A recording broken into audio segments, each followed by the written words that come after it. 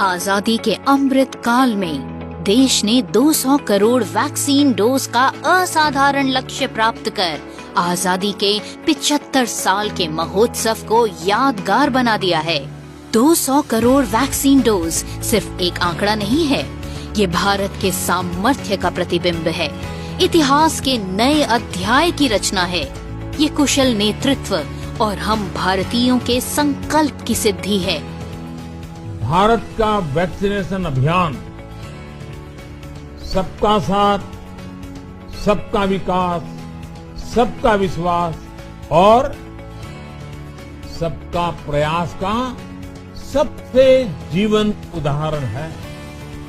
गरीब, अमीर, गांव, शहर, दूर सुदूर, देश का एक ही मंत्र रहा कि अगर बीमारी भेदभाव नहीं करती तो वैक्सीन में भी भेदभाव नहीं हो सकता। ये अवसर सिर्फ 200 करोड़ टीकाकरण के जश्न का नहीं है, ये जश्न है आत्मनिर्भर होते भारत का। ये जश्न है हमारे डॉक्टरों, हेल्थ वर्कर्स के समर्पण के प्रति सम्मान का।